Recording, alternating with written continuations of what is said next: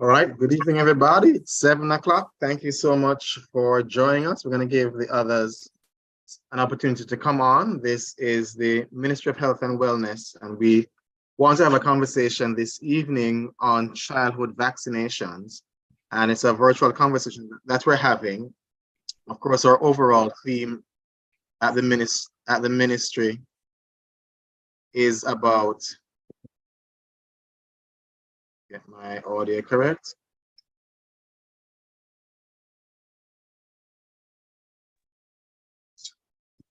All right.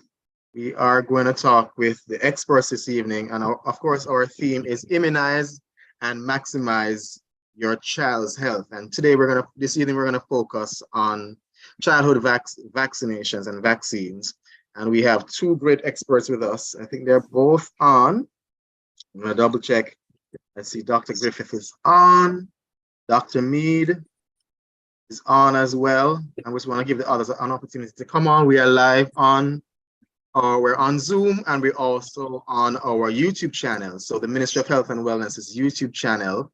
So I'm going to give you the opportunity to to share the link with somebody so they can hear all about childhood vaccines as we ask the experts this evening for their input. So I'm going to give everybody 2 minutes. I want you to share the link.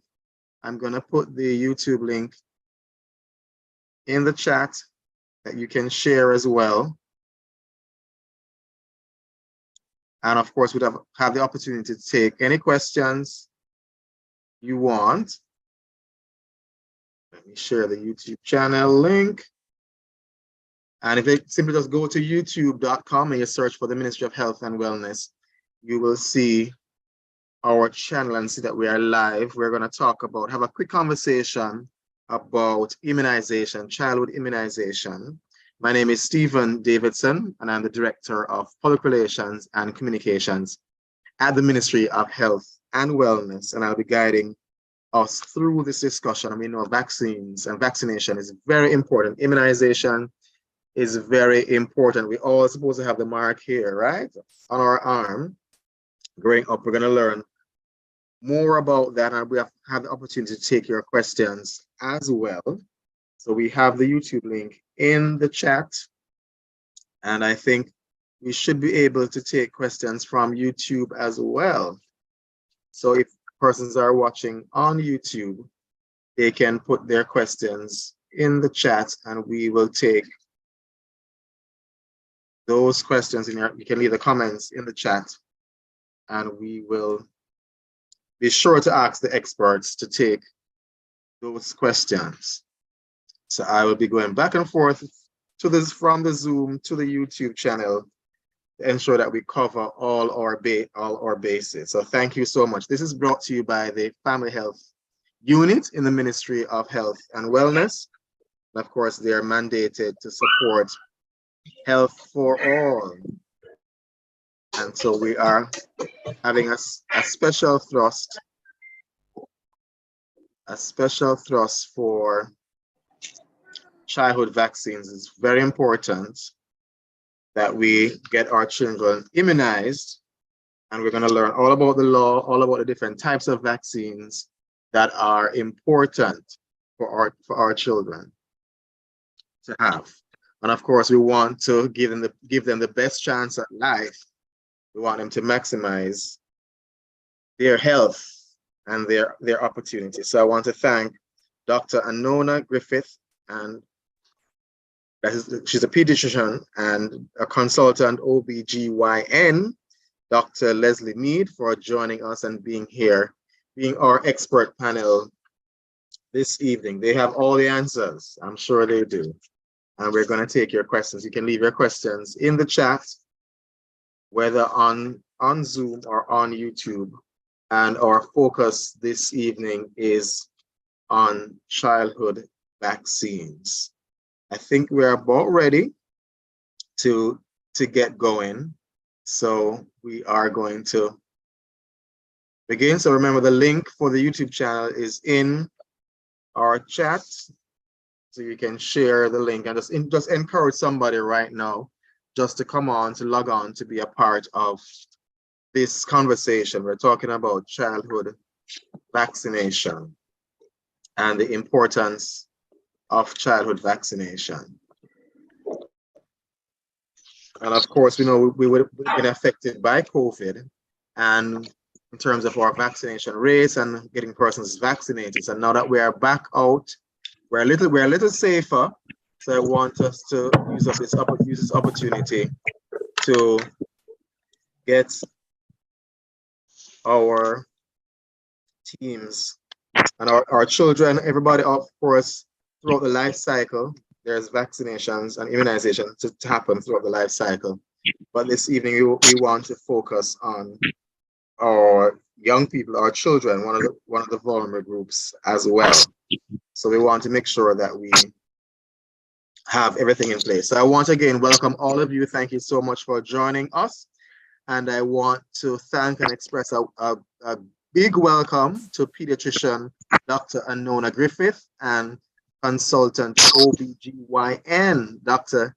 Leslie Mead. Good evening to you both. Thank you so much for being here. So Dr. Griffith, I'm going to start with you.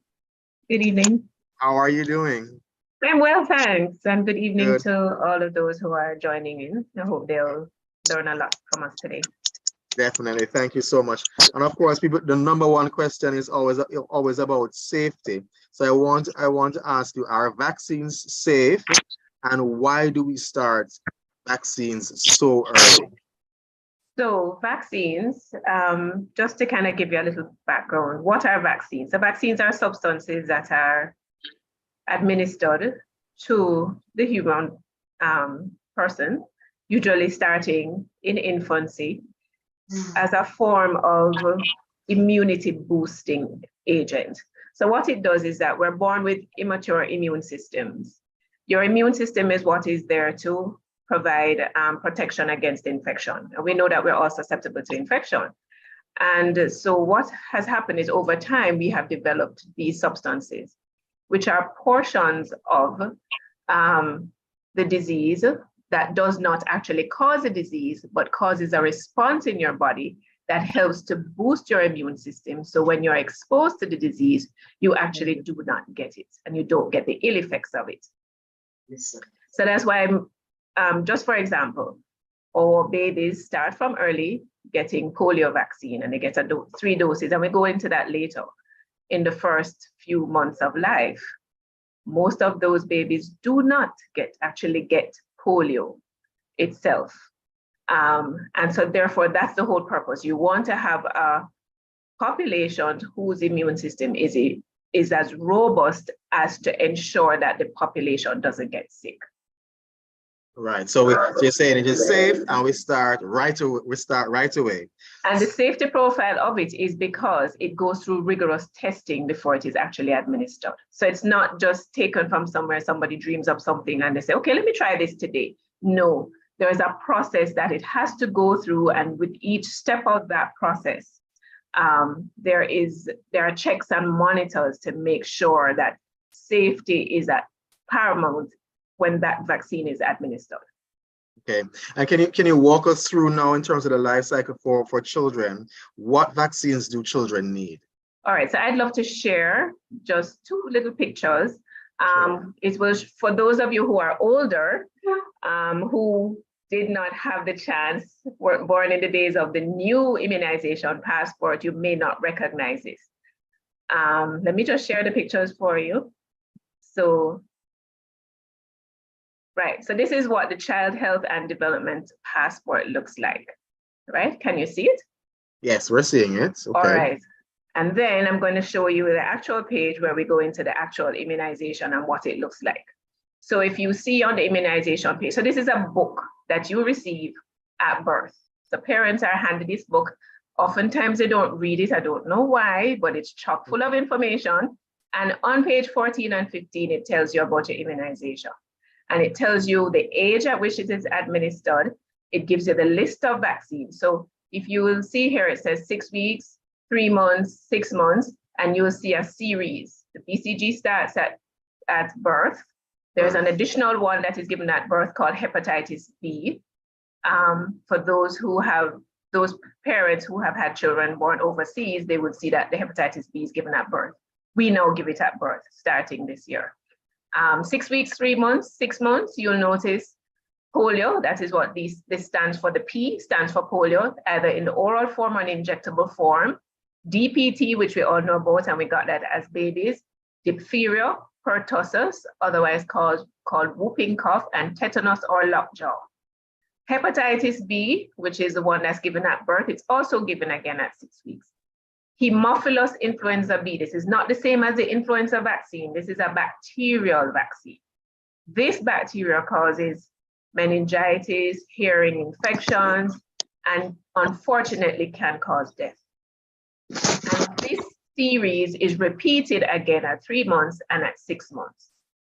Then at 12 months, there is the measles, mumps, and rubella, which we all know about. And those often cause illnesses in newborn babies, especially in a mummy who has been infected. In addition to this, at 12 months, chickenpox vaccine is also administered. Now, remember we spoke about vaccines and the role that they play in boosting immunity.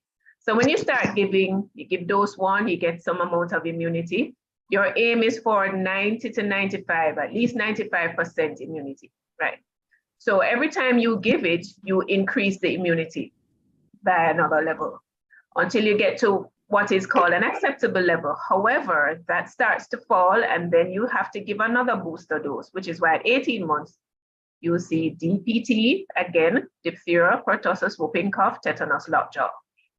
Again, you get polio, either in the oral form or in injectable form. Nowadays, we're starting to give more of the injectable forms, as well as a booster of the MMR. So this would be the second dose of the MMR given at 18 months. At 45 years, DPT again is given, as well as polio.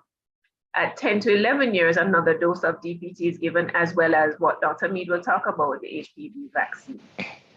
In our schedule, you'll see here other vaccines. Now, this refers to other vaccines that are part of the schedule but are not documented here, that we will document as it is given. So in the health center, you'll hear about Haemophilus influenza, the same one here that's given 6 months, 3 months, and 6 weeks. A 4th dose is given at 15 months. The pneumococcal vaccine, a lot of our population, especially those who have sickle cell disease, those who have congenital heart disease, those who have lung issues, those who are premature, those babies for now will get the pneumococcal vaccine, pneumo meaning having to do with your airway. And that germ acts similar to the Haemophilus influenza. So it can cause pneumonias, ear infections, meningitis. Those are part of the additional ones that are given. And so any vaccine that is given is documented. In addition to the documentation, you will see the type of vaccine that's given. So we will check the date that it is administered, the manufacturer's information, the batch number and the lot number, and the signature of the person who's giving the vaccine. So there is documentation. In addition to it, you'll see on-site comments, such as side effects, reactions, and there's an indication of the date of the next vaccine.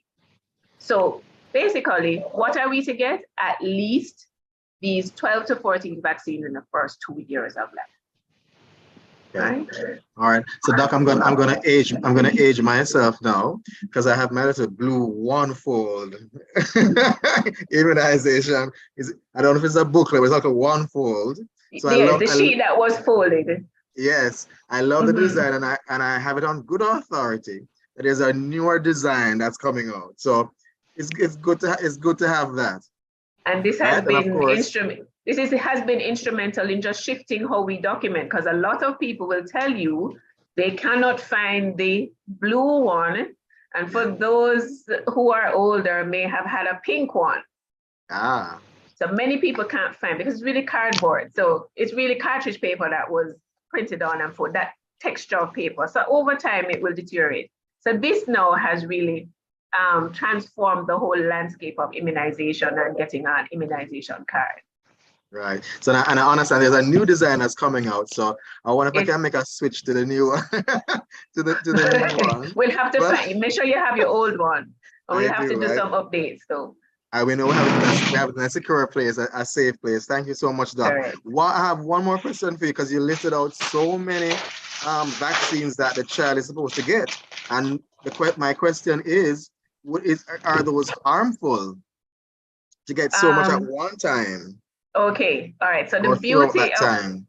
So the beauty about immunizations and how things have evolved. So you remember, you probably wouldn't remember, but when we got DPT, it was 3 in 1.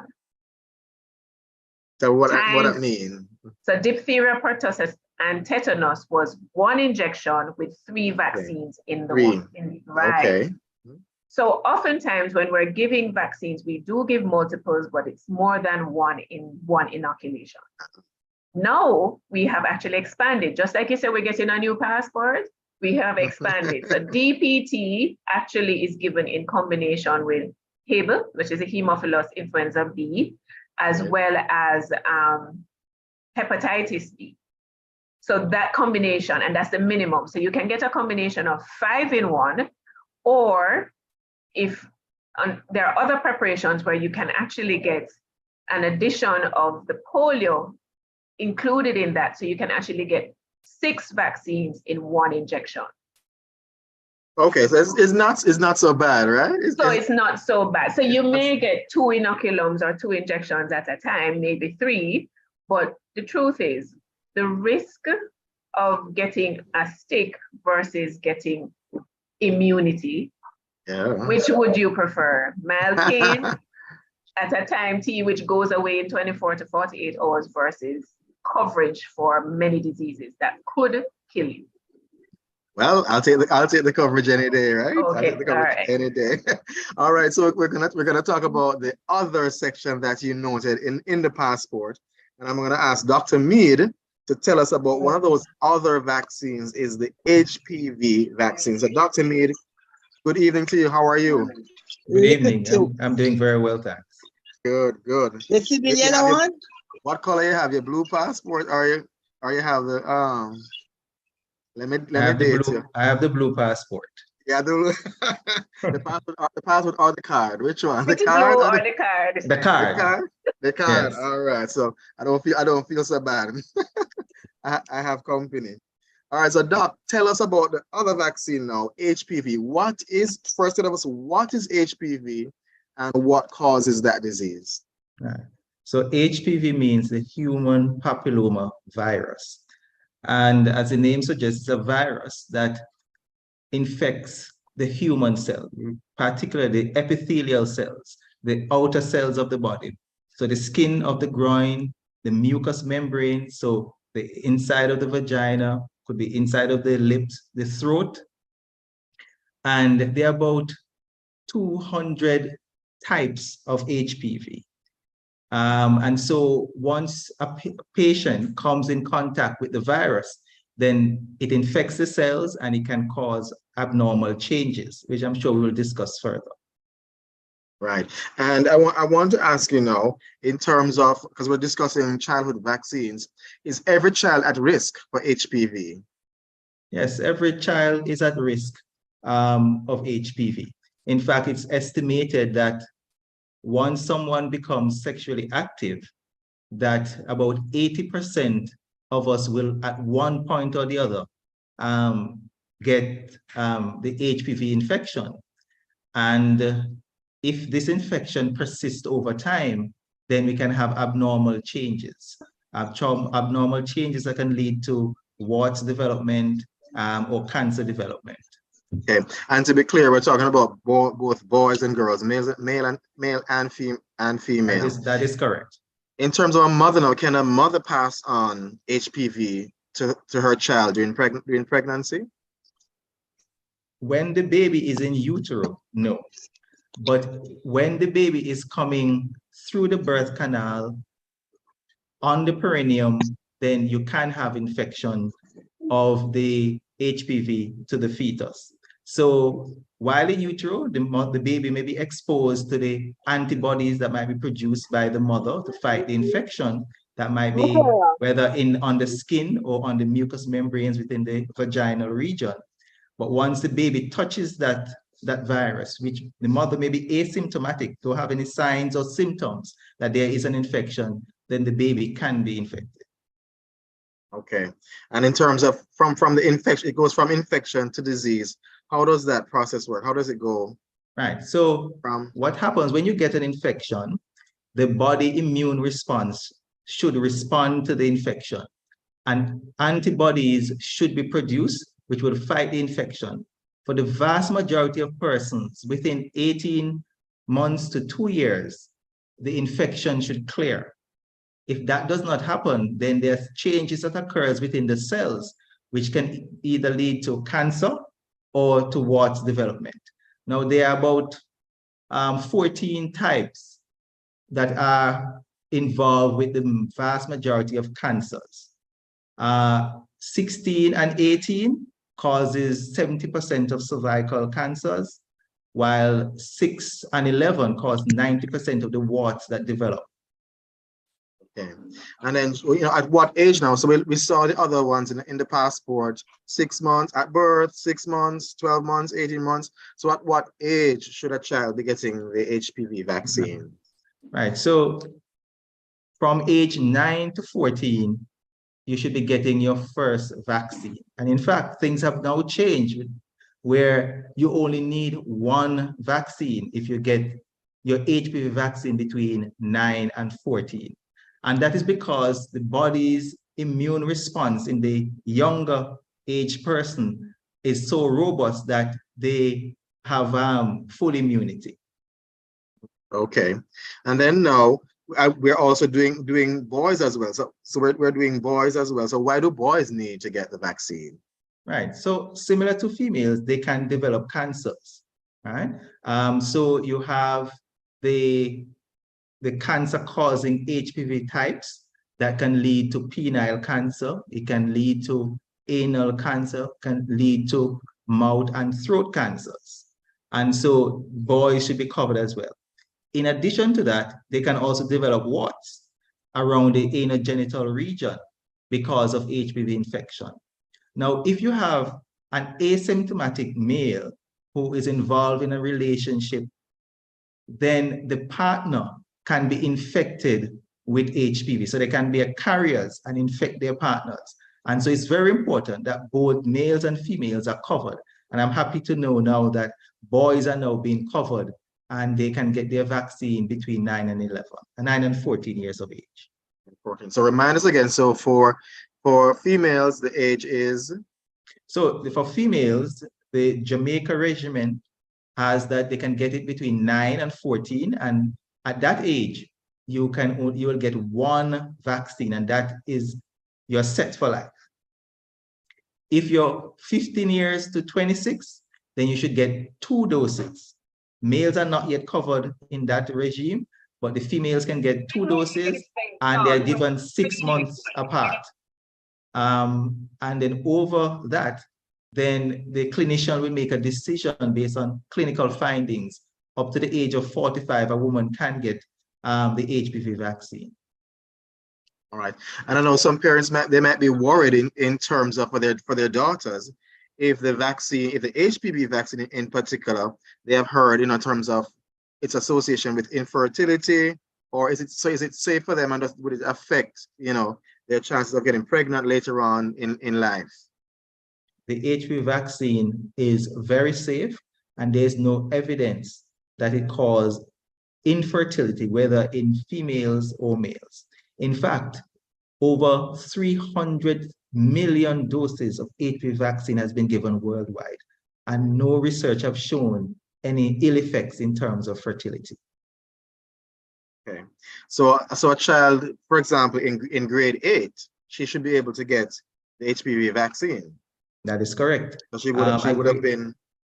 Yeah, that child would have been what? 12, 13? 12, possibly 13, 14, depending. Right. Right. So one dose is all that child needs. That means. All right, great. Thank you so much. I'm going to bring in back Dr. Griffith now and just talk to us about, in terms of any vaccine that a child may get, is it supposed to prevent the disease? Can they still get the disease? So what it does is it boosts your immunity.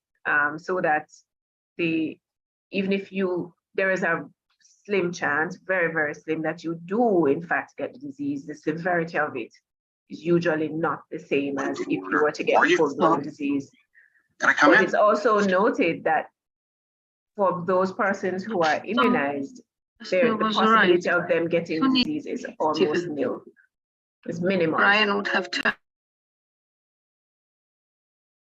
Right. So, and in terms of for like children who are going to school, I know there's a requirement for those who are going to school. So, if other children have the vaccine, why should some others get it as well? So remember what happens when you give a vaccine. When you give a vaccine, it boosts the immunity of the person who's getting it. So even if that person comes in contact with the disease, they have some level of protection. So imagine someone who is coming into that environment where the disease is present, because remember, many of the organisms that we vaccinate against are transmitted from person to person via air, things that are in the air, airborne organisms, or organisms like that that we come in contact with.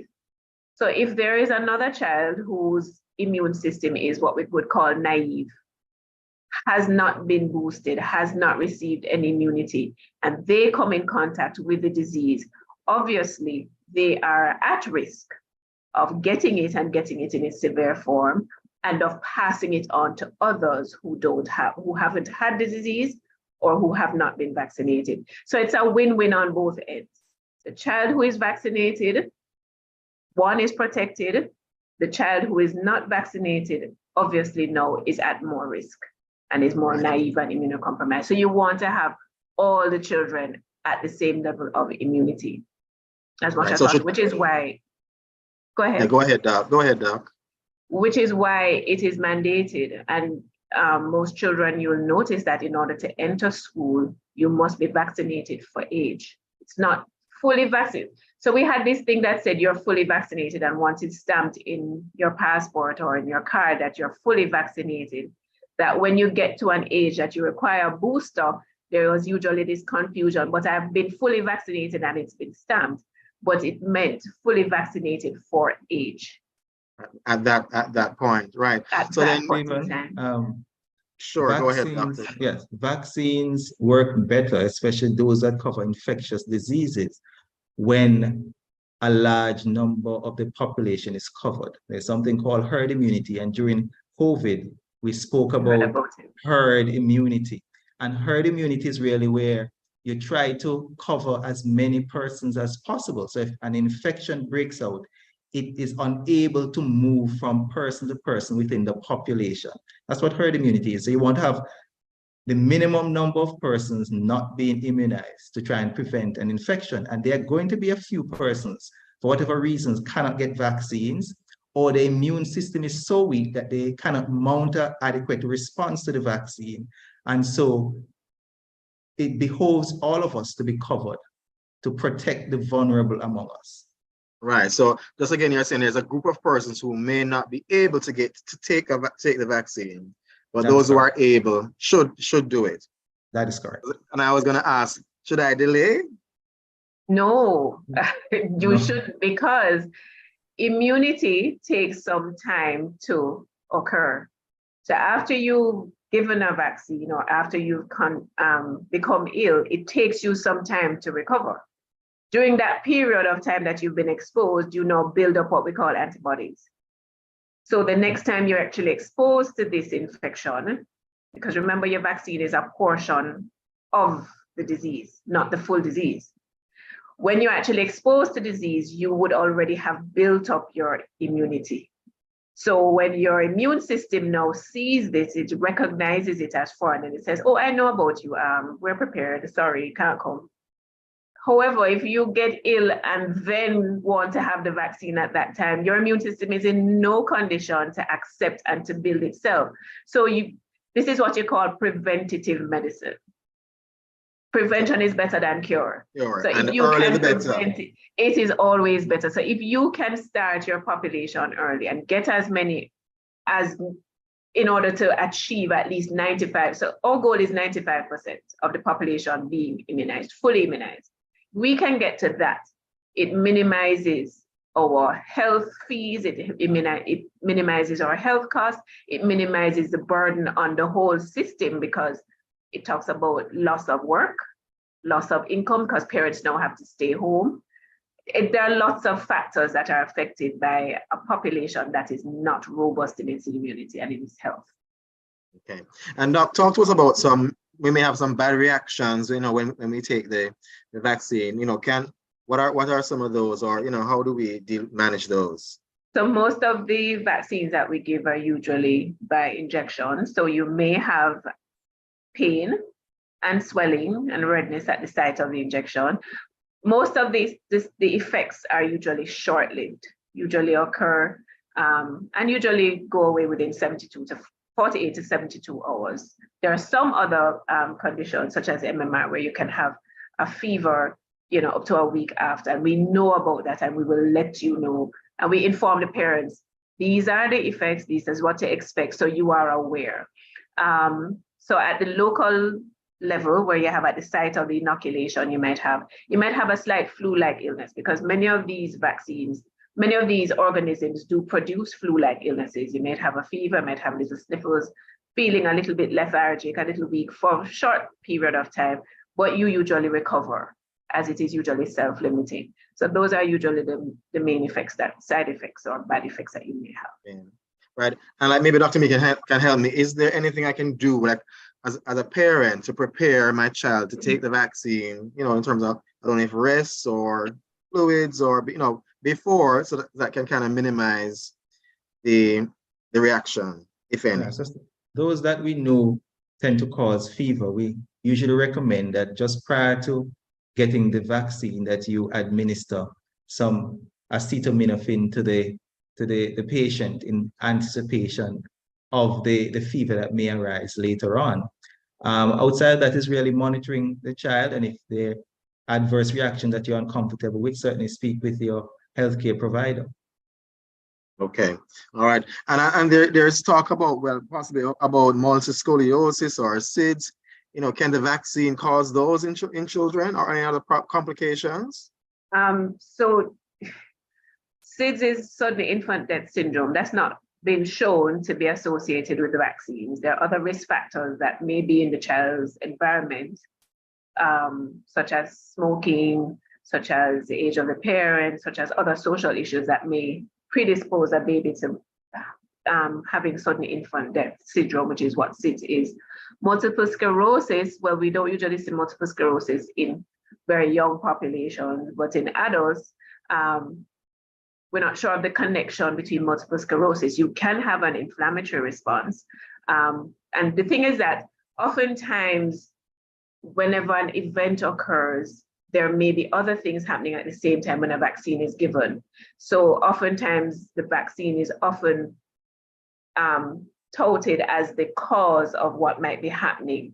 So it is important that there's a proper history. And as Dr. Mead said, if there is any reaction or anything that is untoward or unfamiliar, that it be reported so that there can be some amount of trace and look at the actual vaccine itself to see if there is a problem. It usually is taken out, it usually is reported, and the necessary due diligence is done on that batch.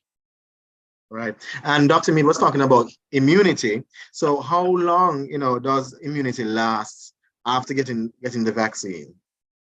So for some vaccines, usually after the course, because remember we talked about the various ones and having to have more than one and having boosters, usually after your booster, the second booster for some cases, you usually have lifelong immunity.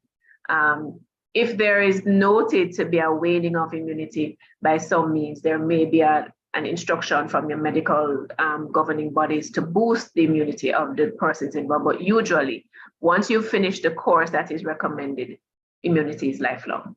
It is lifelong. Okay. And in terms of the availability or affordability, of vaccines, talk to us about that in terms of where they are available.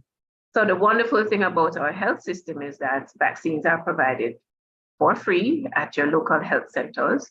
some hospitals may provide depending on the unit.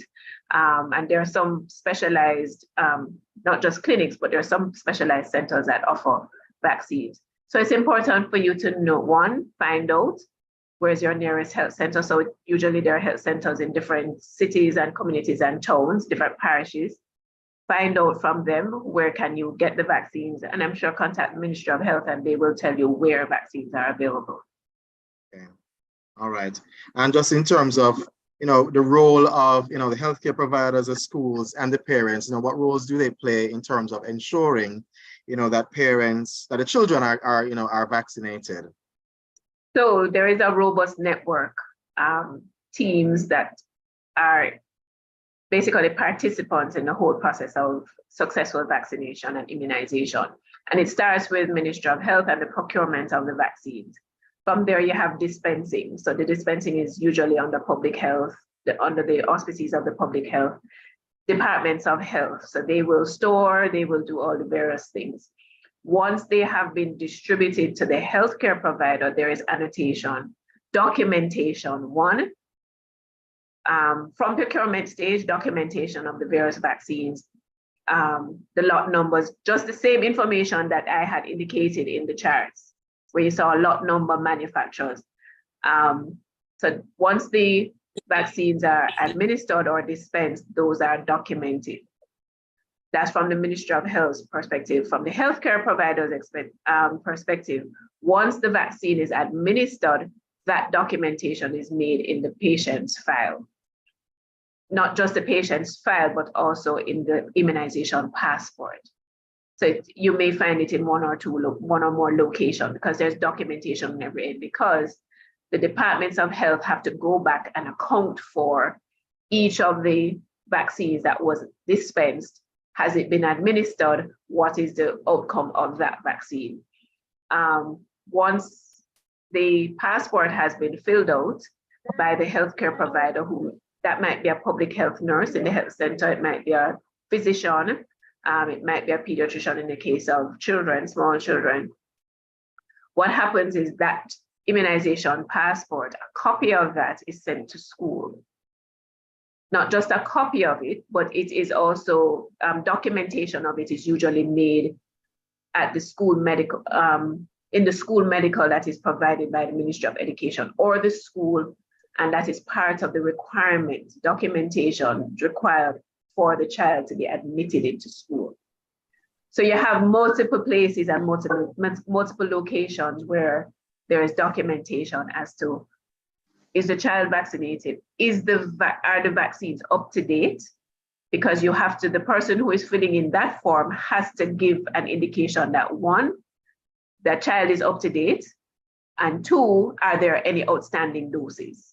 And if there is any reason for it, an annotation must be made. So the school nurse or the principal or whoever handles those records should now take that and go through them in order to be able to check, have one checks and balances, say, this child has not completed their vaccination.